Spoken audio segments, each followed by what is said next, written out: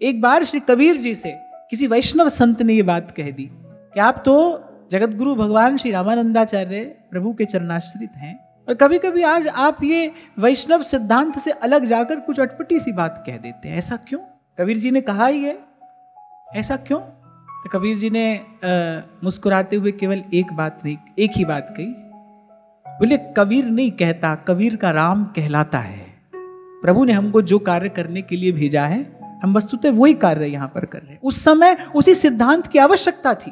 काल के साथ साथ परिस्थितियां बदलती हैं ना। बाहर देखो परिस्थिति आज क्या है, कल क्या थी, कल क्या हो जाएगी खबर नहीं। काल के साथ साथ स्थिति बदलती है, लोगों का आचरण बदलता है।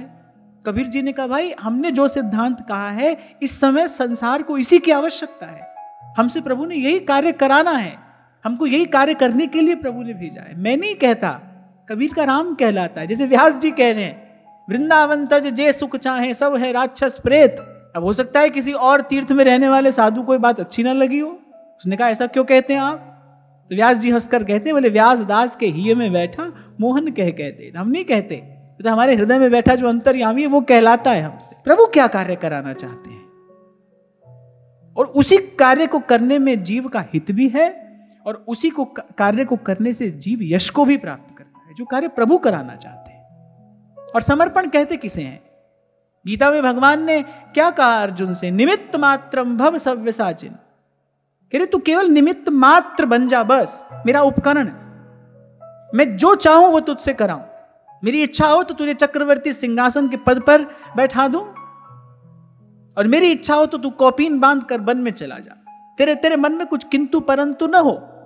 जैसे कोई वाद्य यंत्र होता है, बजाने वाला जो राग, जो स्वर उस पर छेड़े वो वही उत्तर तो देता है। उसकी अपनी कोई इच्छा नहीं है, उसकी अपनी कोई चेष्टा नहीं है, और तभी संगीत प्रकट होता है, तभी सुमधुर संगीत प्रकट होता है। नहीं तो कोलाहल हो जाए, बजाने वाला कुछ बजाए, बजने वाला कुछ और बजे, तो फिर वो संगीत कैसे प्रगटेगा? उसमें माधुर्य कहां से आएगा? फिर तो वो शोर हो जाएगा, कानों को अच्छा नहीं लगेगा। ऐसे जीवन शोर हो जाता है जब प्रभु की इच्छा कुछ और है और जीव अपनी कुछ और इच्छा लेकर बैठ जाता है। इसी भाव के अभाव में ही तो सब दुख है। इसलिए तो थोड़ी देर पहले मैंने आपसे यही कहा, यहीं पर आकर तो शांति है। इसलिए छोटी सी इस सूत्र रचना मैंने आपको करके दी। कण कण काल के अधीन है, काल भगवान के अधीन है, भगवान अपने संतों के अधीन है, संत भगवान की इच्छा के अधीन है। संत की अपनी कोई इच्छा नहीं है। वो कह रहा है जो प्रभु की इच्छा से हो रहा है उसी में मंगल है, हमको वही स्वीकार है। पर फिर भी इतना अवश्य कहना पड़ेगा कि करता करे न कर सके, फिर गुरु करे सो होए। किसी समर्थ संत का आशीर्वाद काल की गति को रोक भी सकता है, मोड़ भी सकता है। ऐसा तो भगवत कृपा से मैंने अपने जीवन में अनुभव किया है। उसी अनुभव के आधार पर मैं आपसे कह रहा हूं, गुरु का शब्द न मेटे कोई, कह नानक हरि सोई। गुरु का शब्द न मेटे कोई। इसीलिए महाराज युधिष्ठिर आए थे, और पितामह भीष्म ने कहा कि इस प्रकार की व्यर्थ की चिंता का कोई भी कारण नहीं है। जो भी हुआ वो प्रभु की इच्छा से हुआ।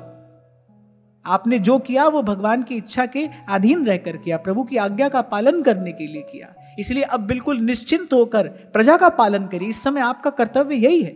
जब भगवान चाहते हैं कि आप इस सिंहासन पर बैठे और प्रजा पालन करें, फिर आपके लिए यही यज्ञ है, यही पूजा, यही आराधना, यही सब कुछ, यही आपका कार्य है, आप यही करें। इसलिए तो अभी आपसे मैंने कहा, भाई जिसका काम उसी को साजे, भगवान का काम भगवान को करने दो।